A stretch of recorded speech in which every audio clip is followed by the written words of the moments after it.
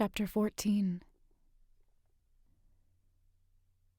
I don't have to go through the forest this time. I am already standing in the middle of the field. Gavin is to my right, wildly waving at me to follow him. Now I know where he's going, to the ocean to catch me when I choose it. Sometimes if the wind blows at the same time he moves his arms, I detect a hint of wood chips and fire. His scent. Home. He's my home. I want to go in Gavin's direction. It's the right way to go. I can tell with every single nerve in my body it's the way I need to go. That path is my heartbeat. Without it, I don't live another day. My eyes drift to the man on the cliff. He's walking the edge, the bountiful tree standing behind him in what would be the most perfect painting if he would just stop moving. Mesmerizing. That's the word. But I don't know if it's him or if it's the tree. It's as though every single component of what's in my eyesight right now is the core of my soul. I want to be up there in such a way that surprises me. I went from being unsure of the man in the tree to now desiring him. Merely to be a part of that perfect scene. I need to find out who he is. Gavin would understand. I'm seeking knowledge like he appreciates. I look at Gavin and wave, hoping he will forgive me while I move toward the cliff, the tree, the mystery man. The rumbling noise is still faint in the background, not as active as it usually is. I wonder if I have more of a head start on it this time. My walk to the cliff is fast. There are no weights in my legs, nothing clipping at my heels. I stay focused on the man. He sees me coming and stops, waiting for me to join him. I make it to the bottom of the hill and climb up to get to the edge of the cliff. The rocks this time aren't falling. Instead, they are perfectly placed steps, aiding my flawless ascent. As I get closer to the top, the man reaches over the edge with his arm outstretched. "Evangeline!" A voice calls out below me. Looking down, I see Gavin. He must have followed me. He's standing next to the wall, calling me to come back down to him, frantically beckoning me to return to the ground. But the man's hand is so close. I have to keep climbing to him. I can see the outline of his body, but the sun's glare is too bright to see his face. I extend my hand, searching for his. Our fingers connect as I pull my body higher. Just as the strength of his grip begins to tighten around my hand, my foot slips on a rock, and it tumbles out of the wall. I follow its fall, my screams loud as the man drifts further away from me. I land hard in Gavin's arms as he catches me, as always. "I've got you." Turning around, we see the train. It snuck up on us, and we don't have time to get out of its way. Its blaring horn is declaring our fate. Everything suddenly goes black. That dream was new. I was ready to choose the man in the tree this time, yet as usual, something prevents me from getting to him. Rolling to my side, I notice a blue box sitting on my nightstand, with a note next to it. Immediately recognizing the handwriting, I open it to read. "You will always be my best friend. Never forget me. I'll never forget you. Jay."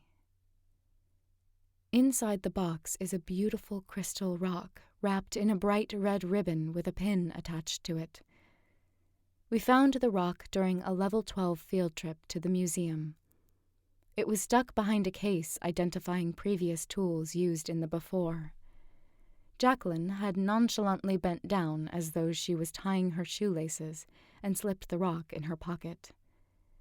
After the field trip was over, we went to the park, made a makeshift bed on the grass, and held the rock up to the sun, and rotated the colorful spectrums while we made up stories about where it came from and all the powers it contained.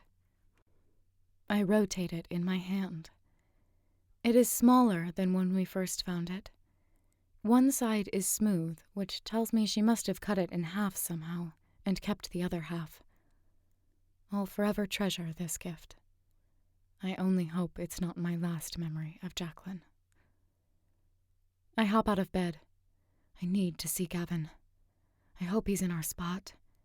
He knows about today. He has to be there, waiting for me, wondering what my future will be as much as I am. I head for the bathroom, but a knock on my door stops me. I'm caught. Someone saw me last night. They came to capture me. I don't move. The knock is louder this time. The one small window in our room is locked tight with a screen that raises and lowers based on Impetus's scheduled time. It is lowered now. There's nowhere to go. They'd find me anyway. Good morning. A lady with graying brown hair and bright pink lipstick pushes through the door past me. Two younger women follow her with large red bags in their hands. Evangeline, I presume? I nod, unsure why this lady is in my room. I recognize her. I recognize all of them. I've seen them at various times in the cooperative. I am Beatrice, and this is Jessica and Katrina. She acknowledges the other ladies with a wave of her hand. They are all paired, but she uses their first names. It must be a special ceremony exception. We are here, dear. She steps closer and uses her fingers to comb down my hair, which I'm sure is wild from whatever amount of sleep I managed to steal last night. To make you look beautiful for your big day. They didn't say anything about this, I stutter. They only told us to be down at the park an hour before the ceremony. Tisk, tisk. It's too important of a day, dear. The Elders Board hires us to take care of you. You are in safe, qualified hands for the rest of the day. Shaking my head, all the reasons to protest swirl through my mind. There are more important things than this. I have to get to Gavin. Maybe you can start with my sweet mate. I'm not sure where she is, but she would like this. Beatrice glances at her clipboard. Jacqueline opted for our special package, which is handled at the cooperative. She will have an even greater selection of dresses and accessories. That sounds exactly like her. I didn't know that was an option, but I've barely listened to anything lately except what's happening by the walls and outside of Impetus itself. I have some things I need to do, I begin, but Beatrice cuts me off. Nonsense. She claps her hands twice. Now let's go. The clock is ticking. She pushes me to the bathroom. Hurry, hurry. You have 10 minutes. Shower up, brush those teeth, but leave the hair and face to us. With one final shove, I land in the bathroom as she closes the door behind me. Looking in the mirror, I splash water over my reddened face and rub my hazardously hazel eyes. I have to get to Gavin today before the ceremony. He is the only one that can help me figure out what to do. I lean against the door and sigh. A pounding on the other side brings me back to a standing position, a screaming reminder I cannot escape anyone's sight today. The clock is ticking. 8 minutes. This lady is relentless. I squeeze toothpaste on my toothbrush and hop in the shower to multitask. The next few hours are a whirlwind of activity. They bring me a gourmet breakfast that has every choice of food we don't get daily, as though it is my last day in this world. I barely touch any of it. I only keep thinking about how to get away, how to escape this just for a few minutes. That's all I need. You need your energy, so eat up, Beatrice repeats several times. As I chew on a few bites to keep her content, the ladies are hard at work with my hair, attempting to agree if it's better up or down, styled or more natural. Multiple times, Katrina and Jessica complete one style only to have Beatrice look me over and with a shake of her head say, No, that's not right. Start over. I want to scream at them, it's good enough, so the process can be over and I can get to Gavin.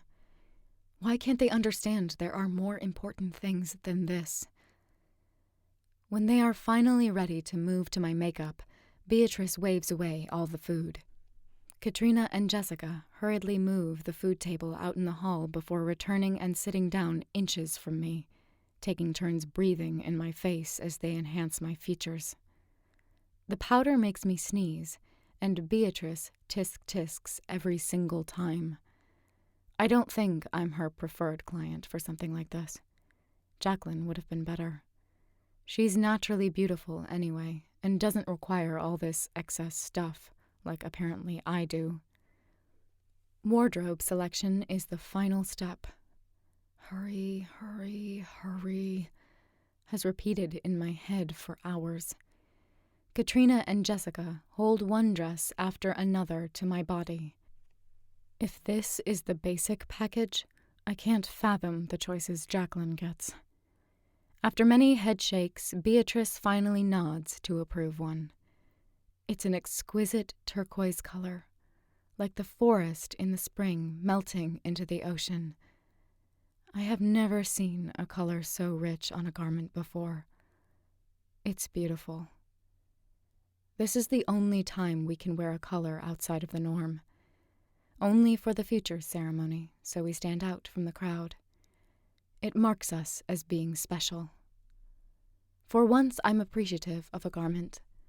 I've never wanted to wear anything so much before. They slide the most awkward shoes on my feet, pointed toes with high heels, a complete contrast to the boots I'm used to wearing. I lift the hem of my dress, turn my foot in and out, and admire the surprising outcome. The neutral tan color blends in with my skin so well it almost looks like I'm not wearing any shoes at all. The heel makes my legs appear long and lean. They're good at what they do. Okay, walk, Beatrice commands. I take a step and immediately wobble, falling into the arms of Katrina and Jessica as they catch me on both sides. It'll take some getting used to, but you'll learn quickly, Katrina whispers. Jessica snorts and mutters, The same can be said for the decision of your future. Once they ensure I am steady and won't fall, they let go of my arms.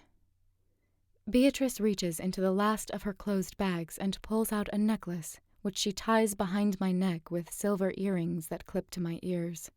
Finally, she clasps a shiny bracelet around my wrist, covering my monitor with a much prettier finish. Once finished, they all step back and admire their final work, cooing with praise. Go, look. Beatrice motions me to the bathroom mirror. I take a step and almost fall again before regaining balance the last second on my tiny heels. Proceeding slowly to the bathroom, I reach out to use the sink as a crutch to steady myself as soon as it's within reach. I gasp at the face looking back at me, with her mouth agape in the mirror. I hardly recognize myself.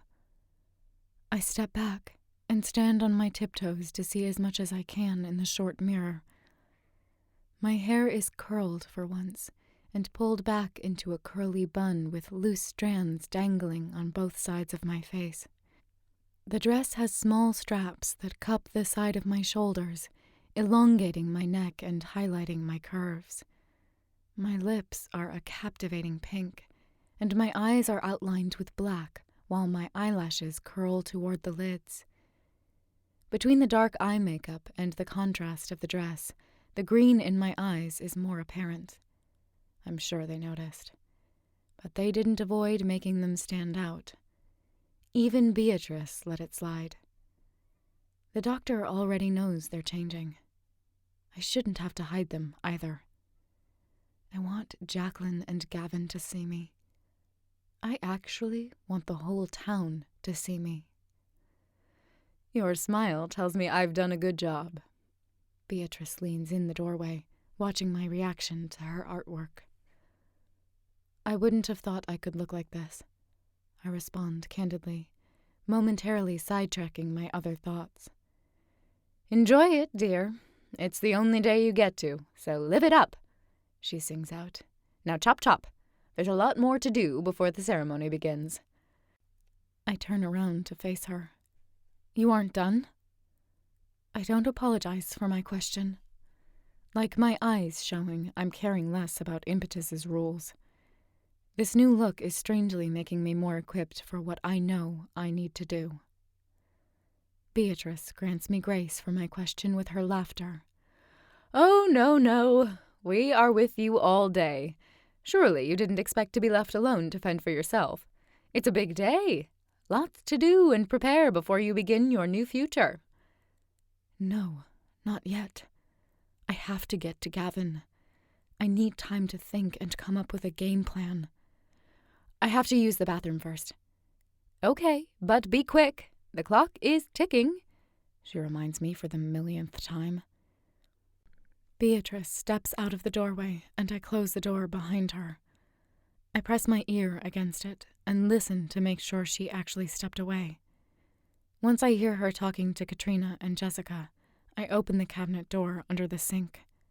Sometimes it squeaks, and I don't need Beatrice wondering what I'm doing. While showering earlier, I balled up my pants and hid them in the back corner of the cabinet to protect the papers I copied. Since this may be my last time in this room, I need to find a new hiding place for them pronto. Reaching for the jeans, I take out the copies of the confidential letter, folding them into even smaller pieces. I reach into the front of my dress, careful to not stretch it out and tuck the sheets of paper into the side strap of my bra. It's the only safe place for now until I can get to Gavin. Everything else I own will be at risk of getting moved into my new home. My future is about to begin, with so many questions about my past, so many questions about the present.